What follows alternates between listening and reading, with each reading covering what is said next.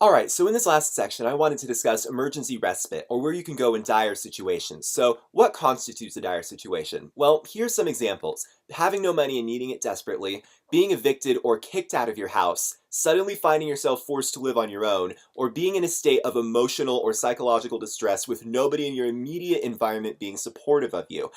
So, where can we go when these things happen? Well, many federal and state governments have created peer support and wellness centers to assist people with these exact issues. And this is what they look like. They're basically a house up in the mountains, and they're really, really pretty and really wonderful places. I hope to visit one soon enough. So let's just discuss peer support and wellness centers a little bit. A peer support and wellness center is a house which anybody able to care for themselves may visit. And most states in the United States actually have several peer support and wellness centers, each a specific geographic distance away from the others.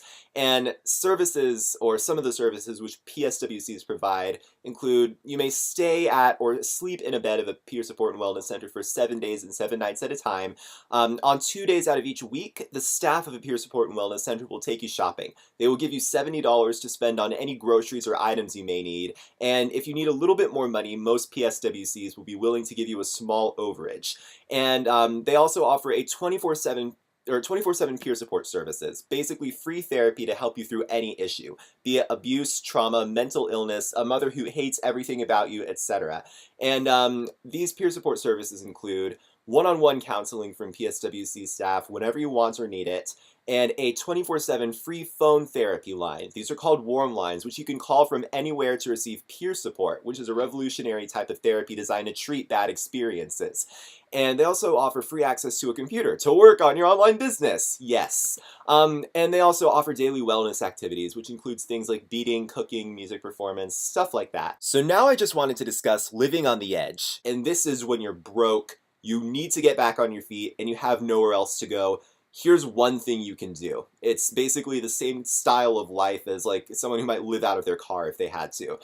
So if it ever becomes necessary, you can temporarily live with zero living expenses by doing the following.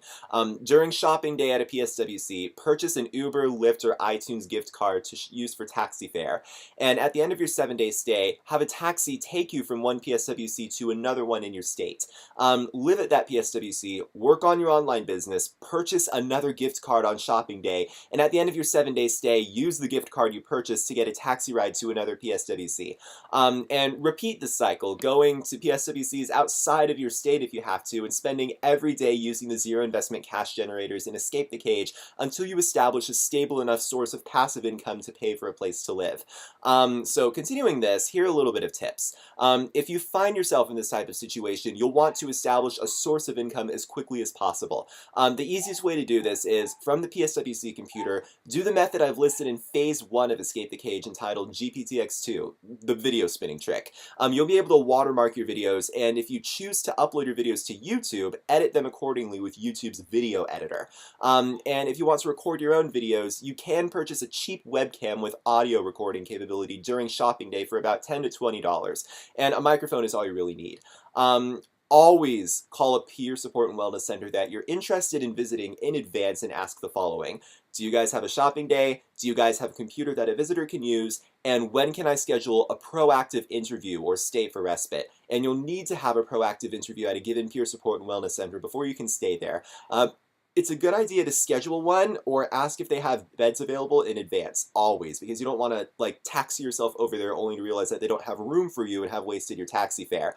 You'll eventually want a smartphone with internet access, and you can typically buy a track phone, which is a mobile smartphone with internet and apps from Walmart with a generous 3-month data plan for about $40.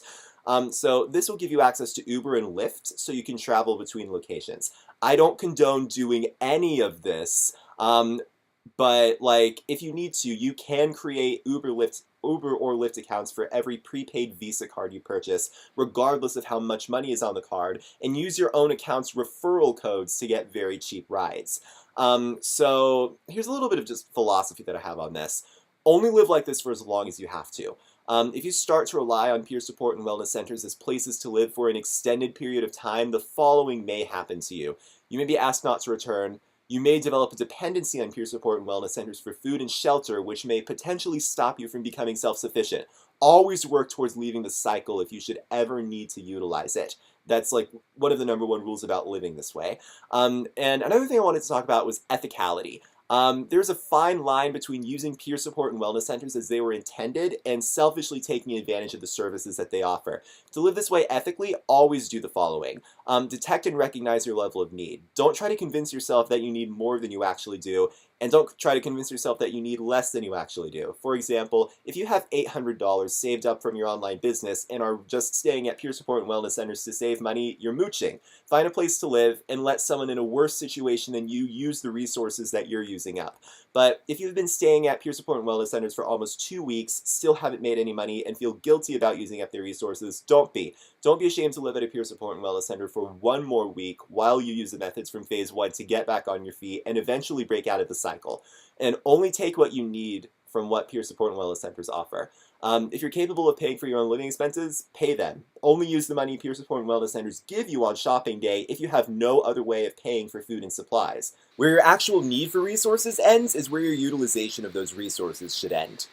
Some final thoughts on this. If your state doesn't have peer support and wellness centers, you can get a $3 prepaid Visa gift card from a convenience store and use the card to create an Uber or Lyft account, then have yourself taxied over to a state which does, and then pay off the balance on that Uber or Lyft account when you're able to. You don't actually have to have all of the money required for a trip on the card that you register an Uber or Lyft account with in order to use their service. So please just be honest and pay off the balance later, but that's if you decide to try this. And remember that every method you have learned from me is an end to a means, but not a means to an end. I really just want this first phase to be like cash generation, basically doing things for money which are relatively easy and relatively zero investment to basically come up with that little $500 minimum we're going to need to really start an incredibly successful online business. And the truth is, in phase 2, we don't even need like that $500 until we're actually creating content. So most of the methods in phase 2 are actually free. Like zero investment. So that's pretty much it for this last segment.